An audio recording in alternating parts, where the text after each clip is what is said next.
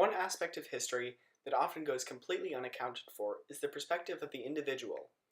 This is the story of Marilyn Scaff Hempel, my grandmother.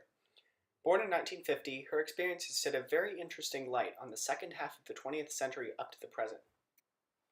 The 1950s.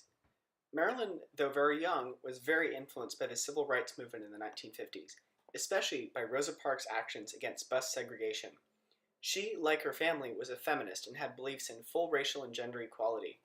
She was also indirectly affected by the Korean War of the 1950s because she heard about the traumatic experiences that people had fighting there. This built up in her an aversion to war. The 1960s. Marilyn's parents were feminists and supported equal rights for everyone. The family staunchly supported Kennedy, his policy goals, and the space program. Though she lived in Kenya and Uganda because of her father's job with the UN, the family was still very sad when he died. But Lyndon Johnson became a good president and really tried to enact his war on poverty to bring more equality and justice to American society, Marilyn writes. It's too bad the war on poverty is not still ongoing, she continues. While LBJ's war on poverty had a positive effect on Marilyn, his other initiative, the Vietnam War, had a very negative one. Marilyn's hatred for the Vietnam War was two-pronged. For one, she was a pacifist. She attended her first peace protest at 16 years old and continued to do so in university. Then there was the draft. Her older brother was 18 and was drafted. He registered as a conscientious objector and refused to kill, but because of this, the military called him in. They beat him for 3 days and then released him after his continued refusal to go to Vietnam. This drew the line for Marilyn. While Marilyn was in college, she attended numerous sit-ins and peace protests, all of which were nonviolent in the image of Martin Luther King Jr., but many of them ended in arrests and brutality by the police. She was arrested a few times in these protests. Marilyn was devastated by the assassinations of Martin Luther King Jr. and Robert Kennedy. She was a student organizer for Robert Kennedy's Los Angeles campaign and was at the rally when he was shot. While she continued to have very strong political opinions and was very activist, she vowed never to work for another political campaign. The 1970s began with the Kent State shooting. Marilyn and her peers, all peace activists, were extremely angry and initially blamed Nixon for the shooting. While he had promised to pull troops out of Vietnam, which won him the election, at this time, Nixon's invasion of Cambodia was still happening, so the process of Vietnamization that Nixon had advertised hadn't come through yet. Marilyn felt a huge victory in 1973 when Nixon officially pulled troops out of Vietnam as a result of the massive countrywide protests which she had been contributing to.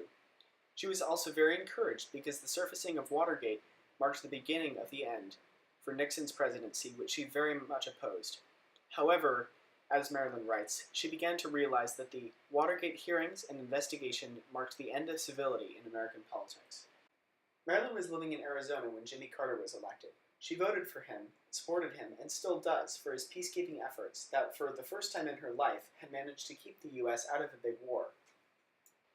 She, an environmentalist, also supported Carter's releasing of the Global 2000, which warned the world of pollutants that would later cause climate change. My grandmother's perspective on the 1980s mainly pertains to Reagan. She writes, Americans didn't like being told to consume less, referring to Carter's Global 2000, or to sacrifice themselves for the common good, and they elected Ronald Reagan. She despised Reagan's war on women's health and the gag rule that prevented talks on abortion rights. Marilyn's opinion on H.W. Bush is much like her opinion of Nixon and Reagan. He started the Persian Gulf War and opposed women's rights and action on climate change, essentially being a polar opposite to everything she stood for politically. Because Marilyn and her family were all advocates of feminism and equal rights, she heavily supported Bill Clinton with the exception of his compromise on welfare. In 1994, Marilyn became the editor for a news journal called Population Press, and she had many experiences along with this that opened her eyes to worldwide women's rights movements, as well as how it related to overpopulation. The 2000s. Marilyn had a fairly low opinion of George W. Bush, similarly to H.W. Bush. He exacerbated the war in the Middle East, and she didn't support his war on terror either. However, she was very happy when Obama was elected. She heavily supported the Affordable Care Act and his environmental policy.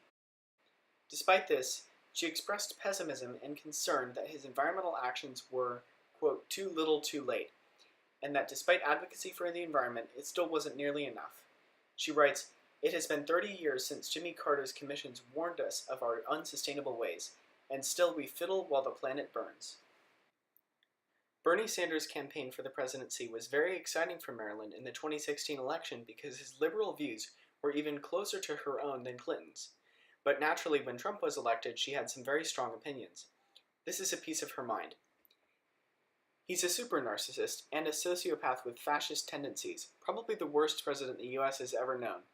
It is now clear fact that the Russian government interfered in the election. So was he even democratically elected? No, since a large majority of the people voted for Hillary Clinton. Is democracy dead in America? Will politicians, many of whom have been paid by corporations, not people who live in their districts, have the moral courage to restore democracy? Will the US fall apart as a nation? Will we be better off if it does? I contemplate these questions and wonder when we will rise up again and take to the streets as we did in the 1960s and 1970s. Marilyn's unique historical perspectives on the later half of the 20th century and the beginning of the 21st are something that a history book could never cover. As we seek to avert disasters that have happened in the 20th century, unique historical perspectives such as these will be increasingly important as a new generation of people begin to run the country. I hope you all enjoyed this documentary, and thank you to Marilyn Hempel.